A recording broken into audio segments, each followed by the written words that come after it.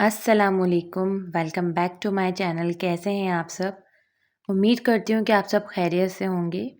आपके लिए मैं एक नई रेसिपी लेकर आई हूँ, अंडे आलू का सालन, जो कि बहुत मज़े का बनता है और मोस्टली हर घर में ही पसंद किया जाता है और बहुत आसानी से बन जाता है। ये इसके इंग्रेडिएंट है, नोट कीजिए। इसमें डलेंगे अंडे, फिर इसमें डलेंगी प्याज। मैंने प्याज का पेस्ट बनाया है, टमाटर का पेस्ट बनाया है, नमक, मिर्चें, हल्दी, धनिया, पिसा हुआ अदरक लहसुन का पेस्ट, तेल, हरा धनिया, हरी मिर्चें, गरम मसाला और कसूरी मेथी।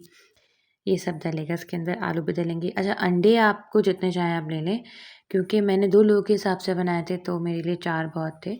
आप आपके घर में जितने अफ़राद हैं उस हिसाब से आप अंडे ज़्यादा या कम कर सकते हैं, ठीक है?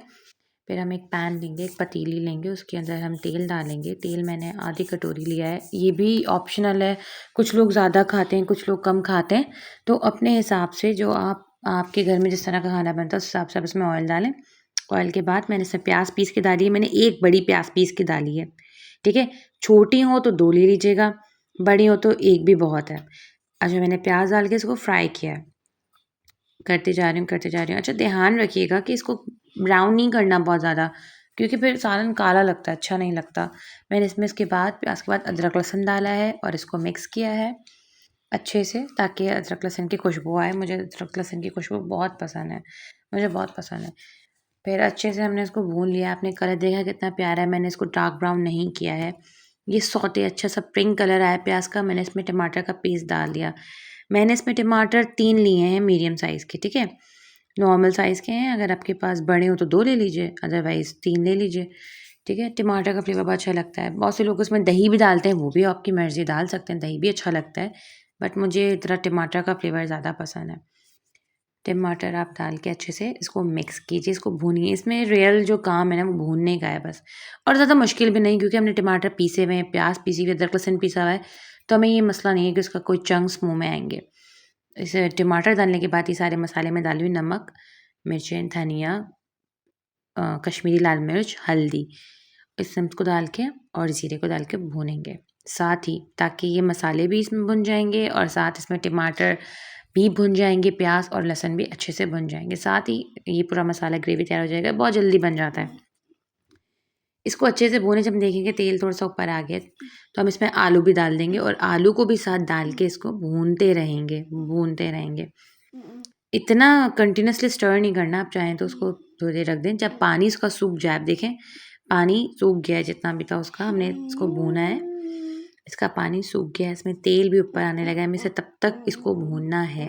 आप थोड़ा स्टे दे देकर भी भून सकते हैं कि थोड़ी देर धूप भूना, फिर आपने थोड़ी देर छोड़ दिया, थोड़ी देर भूना, फिर थोड़ी देर छोड़ दिया, इस तरह करके। कंटीन्यूअसली नहीं चलाएँगे, ऑब्वियसली थक जाएँगे कंटीन्यूअसली करते, तो आप इस तरह कीजिए। आप देखिए कि इसमें ऑयल के बबल्स आना शुरू हो गए हैं और कलर भी बहुत प्यारा नज़र आ रहा है। बहुत खूबसूरत कलर निकल के आ गया है आपकी हांडी का। आप इसको अच्छे से मिक्स करें। इसको मिक्स करने से ना, भूनने से क्या होता है कि आलू के अंदर तक इसका जायका चला जाता है। बहुत से लोग आलू को अंडे के साथ बॉयल करते हैं, बट मैं ऐसा नहीं करती, क्योंकि फिर आलू में फ्लेवर नहीं आता। अगर आप इस तरीके से बनाएंगे जिस तरह मैं बनाती हूँ, यकीन मानिए आपको बहुत पसंद आएगा, क्योंकि इसमें आलू के अंदर भी जायका आ जाता है इस मसाले का, इस सालन का, तो खाने में बहुत मज़ा आता है, बहुत लज़ीज़ लगता है। ट्राई कीजिएगा मेरे कहने पे। वो जो बॉइल्ड आलू डालते हैं ना अंडे के साथ, वो बिल्कुल मज़े के नहीं लगते। हो सकता है किसी को पसंद हो, सबकी अपनी-अपनी पसंद होती है, पर मुझे पसंद नहीं है। आप लोग बताइएगा कि आपको किस तरह पसंद है? आप लोगों को बॉइल्ड आलू पसंद है अंडे के साथ बॉयल, या मसाले के अंदर डाल के इस तरह पसंद है? देखिए, मैंने इसको अच्छे से भूना है, तेल ऊपर आ गया है, अब मैंने इसमें अंडे डाल दिए हैं। अच्छा, बहुत से लोग अंडे फ्राई करके भी डालते हैं, आप वो भी कर सकते हैं, आपकी मर्ज़ी, ये ऑप्शनल है। आप चाहें तो अंडे को हल्का-सा कट कर दीजिएगा, वरना फट जाएँगे अंडे। इनको हल्का-सा करके फ्राई कर लीजिएगा, फ्राई करके आप इसमें डाल लें। मैंने फ्राई नहीं किया, क्योंकि बहुत ज़्यादा ऑयली हो जाएगा ना। मर्ज़ी है, वो भी अच्छा लगता है, लेकिन मुझे इसी तरह पसंद है। मैंने अंडे डाल के अच्छे से इसको भूना है, थोड़ा-सा और मैं भूनूँगी, क्योंकि आज मेरा बहुत दिल चाह रहा है अच्छा सा खाना खाने का। तो मैंने इसको अच्छे से भूना है। अब ये तेल आ गया इसके ऊपर, तो मैंने थोड़ा-सा हरा धनिया डाला है, ज़्यादा नहीं डाला, मैंने एंड के लिए रखा है। ये कसूरी मेथी, कसूरी मेथी को मैं हाथ से मल के डालूँगी, इससे बहुत इसका अच्छा ही बहुत अरोमा आता है, बहुत अच्छा फ्रेगनेंस आती है इसकी, जायका भी बहुत अच्छा लगता है इससे। कसूरी मेथी के बाद 2 हरी मिर्च डाली हैं क्योंकि मेरे बच्चों को जो है ना पसंद नहीं है ज़्यादा स्पाइसी। ये मैंने गरम मसाला डाला है।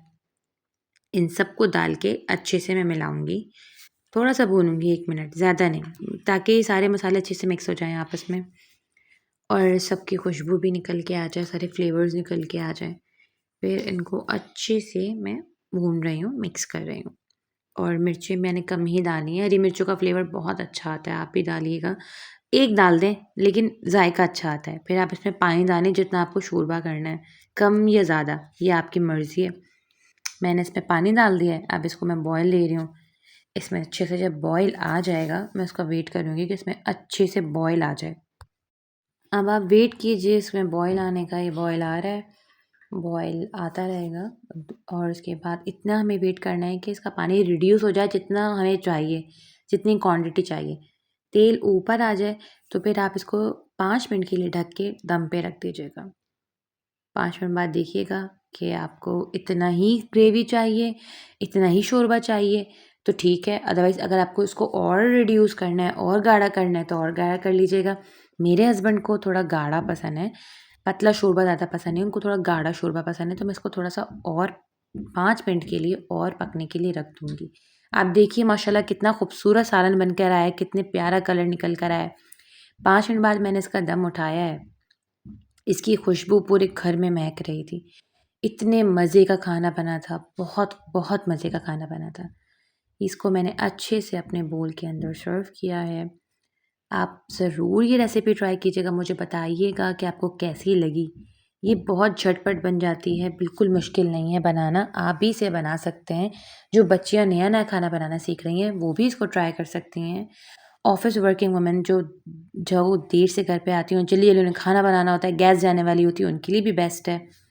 कोई मेहमान आया, हम उनके आगे भी सर्व कर सकते हैं, अच्छे से गार्निश करके। अच्छा, मैं चलती हूँ, आप मुझे अपनी दुआओं में याद रखिएगा और मेरे चैनल को सब्सक्राइब करें, इसको लाइक करें, इसको शेयर करें और मुझे बताएँ आपकी कोई फ़रमाइश हो तो मैं ज़रूर पूरी करूँगी। मुझे खुशी होती है आपके फ़ीडबैक की। अल्लाह हाफ़िज़, अपना ख़्याल रखिएगा, बाय।